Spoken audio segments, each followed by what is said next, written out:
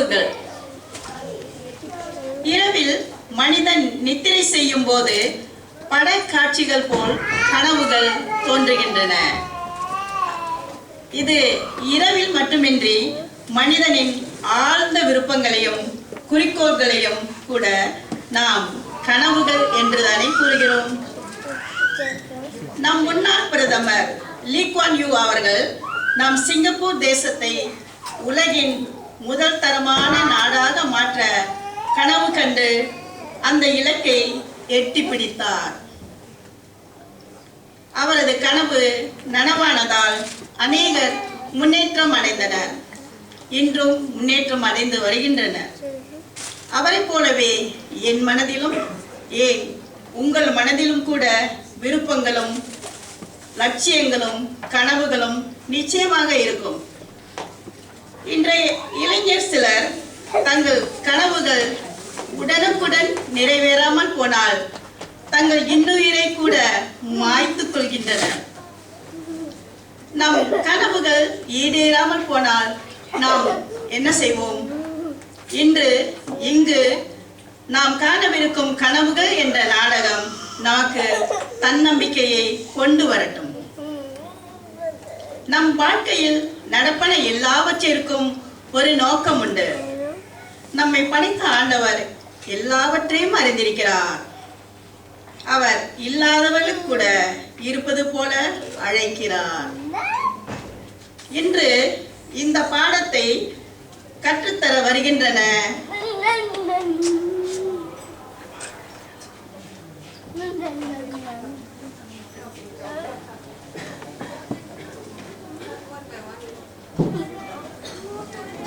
இதோ சைப்ரஸ் மரமும் ஒலிவ மரமும்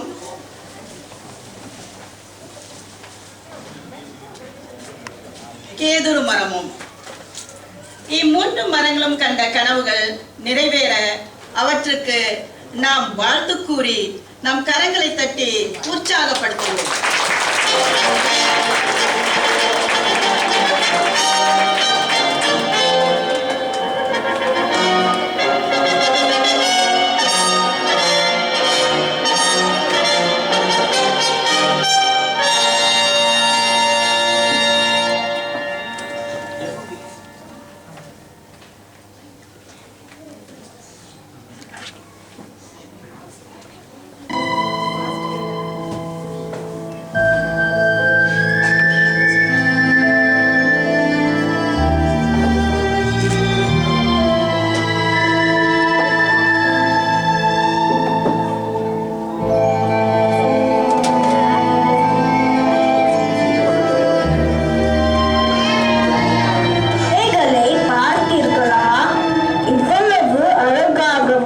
அடர்த்தியாகவும் இருக்கிறது. என் இலை அழகை போல் வேறு அழகு இல்லையே.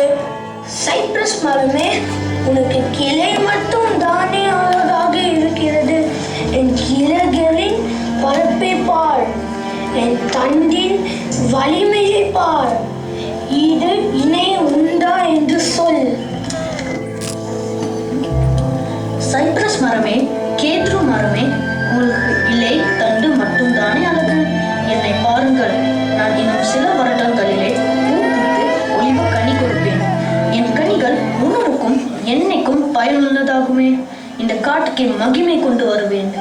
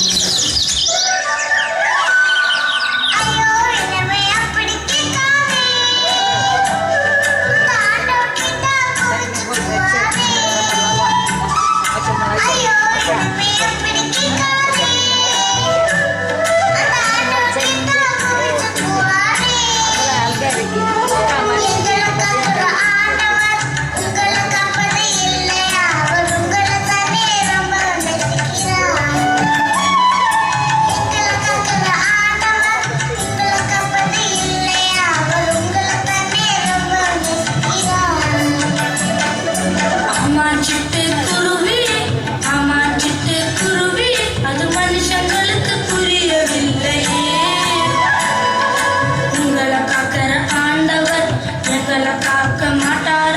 இந்த உண்மையும் ஏனோ தெரியவில்லையே. லா, லா, லா, லா, லா, லா, லா, லா, லா, லா, லா, லா,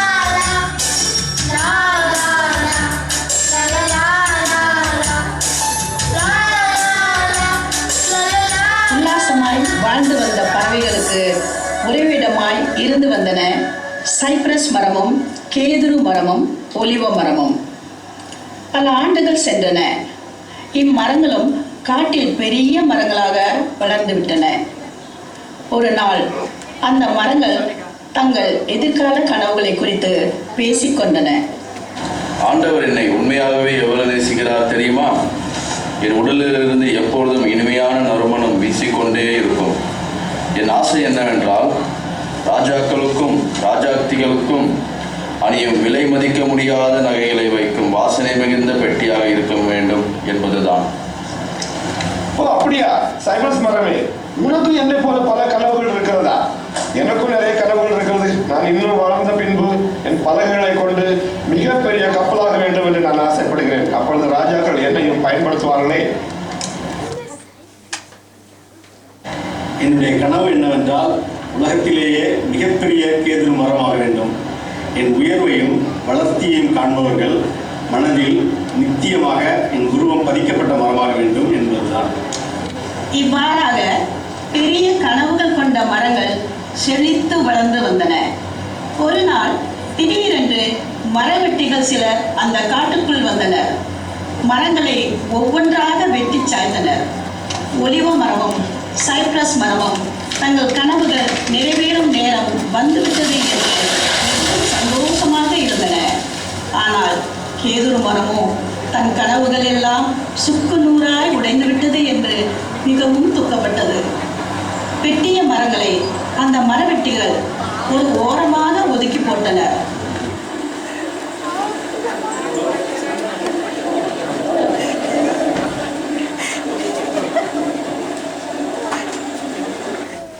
நாட்கள் வாரங்கள் ஆயின, வாரங்கள் மாதங்கள் ஆயின, மாதங்கள் வருடங்கள் ஆயின. பின்பு சைப்ரஸ் மரத்தை ஒரு மாட்டுக் கொட்டகையில் மிருகங்களுக்கு தீனி போடும் பெட்டியாக செய்து எடுத்தனர்.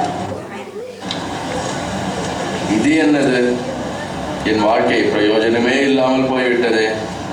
பொன்னும் வெள்ளியும் சுமக்கும் நர்மமான பெட்டியாக வேண்டிய எனக்கு இது என்ன வாழ்வு? இவ்வாறு சைப்ரஸ் மரம் நினைத்து கொண்டு இருக்கும்போது இருவர் அந்த மாட்டுக் கொட்டகைக்குள் பிரவேசித்தனர். கர்ப்பவதியாய் இருந்த அந்த பெண் அங்கு ஒரு குமாரனை பெற்று எடுத்தாள். பிள்ளையை துணிகளில் சுற்றி கிடத்த ஒரு இடம் இல்லாமல் சைப்ரஸ் மரப்பெட்டியை எடுத்து அதிலே குழந்தையை கடத்தினார்கள். சில நாட்கள் கழித்து சில சாஸ்திரிகள் கிழக்கிலே இருந்து குழந்தையை தேடி வந்தார்கள். அவர்கள் ஒரு நட்சத்திரத்தால் வழிநடத்தப்பட்டு வந்ததாக தெரிவித்தார்கள். இஸ்ரவேலின் ராஜாவையும் உலகத்துக்கே இரட்சகரானவரையும் தேடி வந்தோம் என்று கூறி சைப்ரஸ் மரப்பெட்டியில் இருந்த குழந்தையை அணிந்து கொண்டு அதற்கு பொன்னும் பூவகமும் வெள்ளை கோலத்தையும் காணிக்கையாக வைத்தார்கள்.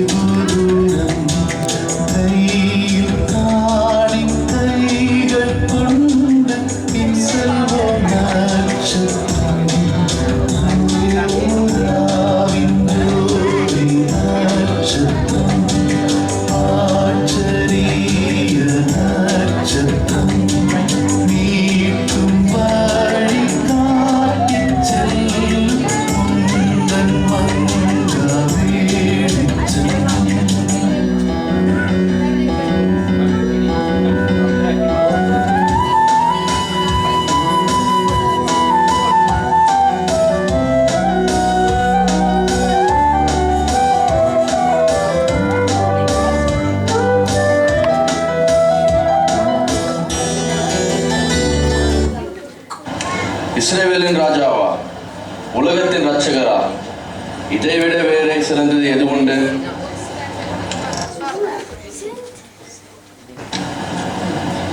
பல வருடங்கள் கடந்தன. மறந்து ஒரு மூலையில் ஒதுக்கி போடப்பட்ட ஒலிவ மரத்தை கொண்டு ஒரு சிறிய படகை செய்தெடுத்தார்கள் சில மீனவர்கள். ஐயோ, இது என்னடா வாழ்க்கை! நான் பெரிய கப்பலாக வேணும்னு நினைச்சேன். இது என்னடா மீன் பிடிக்கும் படகாக மாற்றி விட்டாங்களே. ராஜாக்கள் பயன்படுத்துகிற கப்பல் எங்க இருக்கு? இந்த மீனவர்கள் பயன்படுத்துகிற படகு எங்க இருக்கு? கனவுகள் சிதறடிக்கப்பட்டவாறு இருந்த ஒலிவ மரம் பட்ட கவலை கேதுரு மரத்தின் கவலையை விட அதிகமாக இருந்தது. தான் உயரமாக வளர வேண்டிய கனவோடு இருந்த கேதுரு மரம் இப்போது மறக்கப்பட்டு ஒன்றும் இல்லாமல் இருப்பதால் மௌனமாகவே இருந்தது. சில நாட்களுக்கு பின் மக்கள் கூட்டமாக படகில் ஏறினார்கள். அதில் ஒருவர் மிகவும் தனிப்பாக இருந்தார். அவர் படகில் ஏறின உடனேயே சாய்ந்து கொண்டிருந்தார்.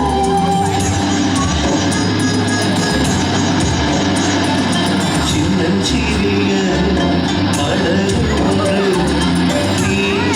கடலில் சென்றதம்மா. சின்னஞ்சிறிய படகு ஒன்று கடலில் சென்றதம்மா. இயேசுவை சீடரை சுமந்து கொண்டு, இயேசுவை சீடரை சுமந்து கொண்டு இனிமே அசைந்து நிறைந்ததம்மா. இனிமே அசைந்து நிறைந்ததம்மா. சின்னஞ்சிறிய படகு ஒன்று கடலில்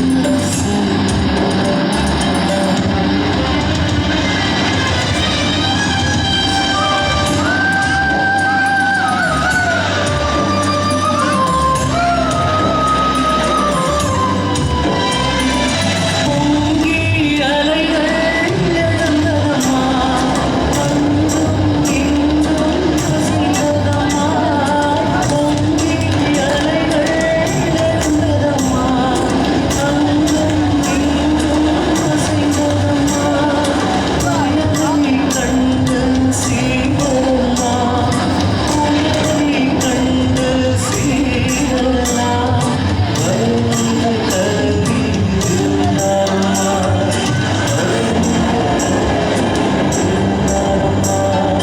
சின்னஞ்சிறிய படகு ஒன்று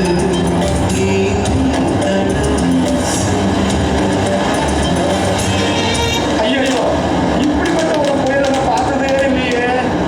ஐயோ, பலத்த அலைகள் எல்லாம் போகிறது. ஐயோ, போச்சு. இன்னைக்கு நான் முறிந்தே போறேன். வேற வழியே இல்லை. இன்னும் மிகவும் சிரமம் வாய்ந்த மீனவர்கள். அவர்களே இப்படி அதிகமாக பயப்படுறாங்களே. ஐயோ, இவர் என்ன பயத்தில் தூக்கி கொண்டு இருக்கிறவராக எழுப்புறாங்க. அவரும் உடனே எழுந்து காற்றை அதட்டுகிறார். கடலை அதட்டுகிறார். உடனே தான் காற்று நின்று விட்டது. புரண்டு கொண்டிருந்த கடல் அமைதி ஆயிட்டுட்டே, மிகுந்த அமைதி உண்டாயிட்டே. இது என்ன அதிசயம்! யார் இவர்? ராஜாதி ராஜாவாம், வானத்தையும் பூமியும் சமுத்திரத்தையும் படைத்த சர்வவல்ல தகப்பனாம் ஆண்டவர் மாமி.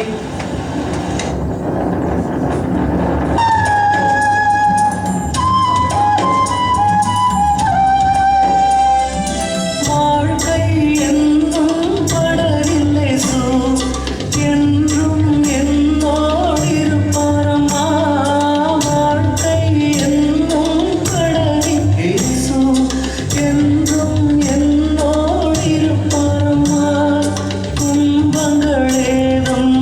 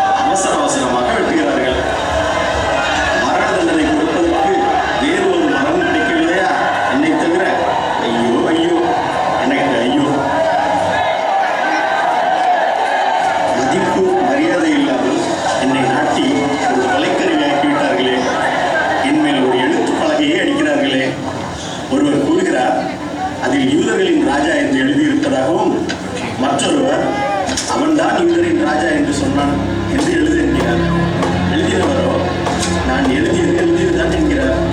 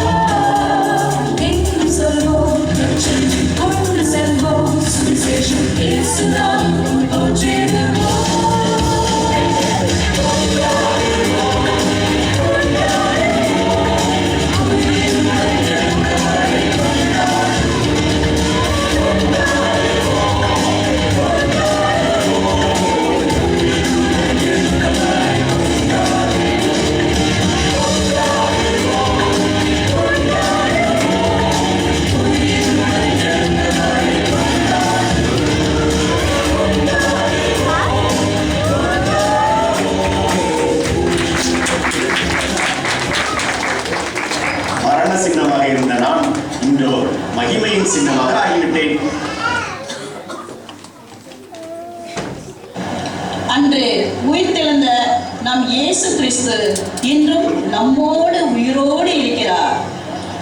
நீங்கள் எல்லாராலும் ஒதுக்கப்பட்டு இருக்கிறீர்களா? உங்கள் உடைந்த அல்லது செத்துப்போன கனவுகளை இன்றும் உயிர்ப்பிக்க வல்லவராய் இருக்கிறார் நம் இயேசு.